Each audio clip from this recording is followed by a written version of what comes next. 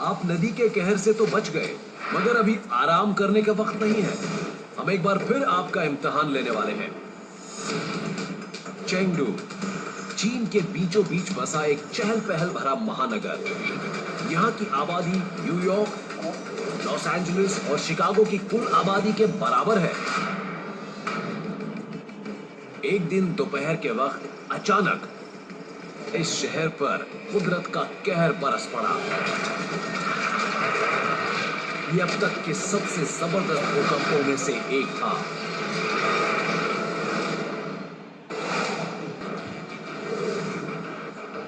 चीन के चेंगडू शहर में उस दिन भी आम दिनों की तरह चहल पहल थी।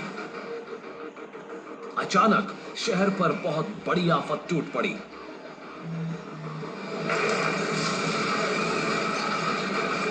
रिक्टर स्केल पर 8 की तीव्रता का भूकंप। फॉल्ट लाइन जमीन से बहुत नीचे थी, जहां जमीन के दो बड़े हिस्से एक दूसरे से रगड़ खा रहे थे। धीरे धीरे ये प्रेशर इतना ज्यादा बढ़ गया कि आखिरकार एक हिस्सा धंस गया। इससे इतनी एनर्जी निकली जितनी 1000 एटम बॉम्ब्स में होती है। जमीन हिलते ही इस 8 मंजिला ऑफिस बिल्डिंग में मौजूद लोगों पर मलबे की बारिश होने लगी। पूरे 2 मिनट तक पूरी इमारत कांपती रही और फिर जैसा कि आप देख सकते हैं, टुकड़े टुकड़े होकर गिरने लगी।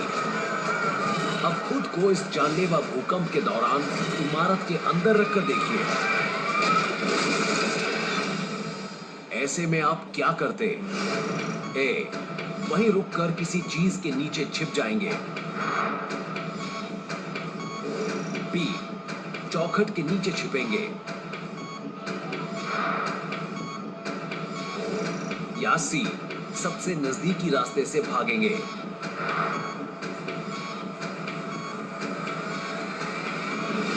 यहां आपको इन बातों का ख्याल रखना होगा। आप 8 की तीव्रता के भूकंप में फंसे हैं और पहली मंजिल पर हैं। इमारत में कुल 8 मंजिलें हैं और आपके आसपास की दीवारें गिर रही हैं। आपके ऊपर कंक्रीट और स्टील टूटने लगा है। इतनी बड़ी बिल्डिंग का वजन 15,000 टन तक हो सकता है। नेवी डिस्ट्रॉयर के वजन से तकरीबन 2 गुना। शायद आप ये सोचें कि भूकंप की संभावना वाले क्षेत्रों में बनी ज्यादातर इमारतें झटकों को बर्दाश्त करने के लिए डैम्पर्स या रोलर्स पर बनाई जाती हैं, मगर ऐसी इमारतें अभी भी बहुत कम तादाद में हैं। अब किसी भी वक्त ये पूरी की पूरी इमारत आपके ऊपर गिर सकती है। अपना फैसला जल्दी लीजिए। ए, बी या सी।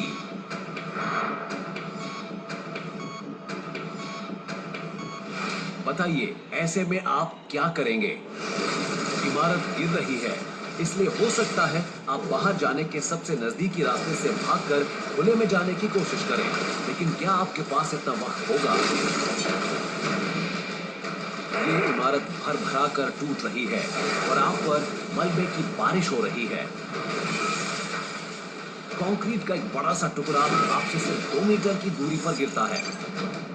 अकेला यही टुकड़ा आपकी रीढ़ की हड्डी के 2 टुकड़े कर सकता है। मगर खतरा सिर्फ इतना ही नहीं है। चूंकि दीवारें और छत फट रही है, इसलिए बिजली के तार भी नंगे हो रहे हैं। अगर आप किसी खुले तार की चपेट में आ गए तो आपको दिल का दौरा भी पड़ सकता है। अगर भागकर खुद को बचाने की कोशिश की तो आप खुद मौत के चंगुल में जाकर फंस सकते हैं।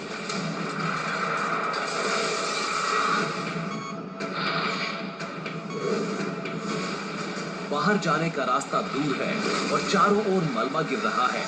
ऐसे में हो सकता है आप चौखट के नीचे छिपने का फैसला करें। लोगों का ऐसा यकीन बहुत पहले से ही चला आ रहा है। उस जमाने में जब मकान आमतौर पर ईंट गारे की चिनाई से ही बनाए जाते थे, उस वक्त दरवाजे की चौखटें अपनी जगह बनी रहती थी जबकि आसपास की ईंट की दीवारें हर खाकर गिर जाती थी। लेकिन नए जमाने की दरवाजे की चौखटें इतनी मजबूत नहीं होती। इमारत के गिरने के दौरान अगर आपने दरवाजे की चौखट के नीचे खुद को छिपाया तो समझिए आपकी किस्मत खराब है।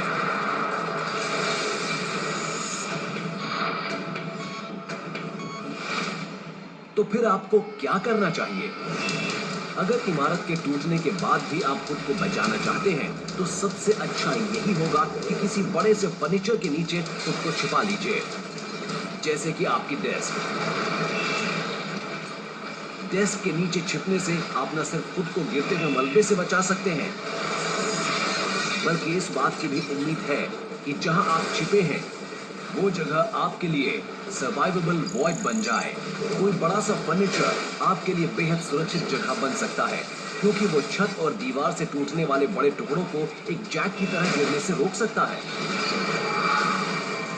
जब धूल वगैरह छट जाए तो अपने आसपास मेटल का कोई पाइप ढूंढिए और कंक्रीट या मेटल के किसी टुकड़े पर उसे मारकर लगातार आवाज कीजिए। रेस्क्यूअर्स ने लोगों को भूकंप के कई दिनों बल्कि कई हफ्तों बाद भी जिंदा बचाया है। चेंगडू में भूकंप की वजह से तकरीबन 55 लाख इमारतें टूट फूट गई थीं। जो इस हादसे में फंस जाए उसके बचने की तो कोई गारंटी नहीं है, लेकिन अगर आपने सही फैसला लिया तो हो सकता है कि आप बच भी जाएं। तो ऐसे में अगर आप जिंदा बचना चाहते हैं तो एक बड़े से फर्नीचर के नीचे खुद को छिपा लीजिए।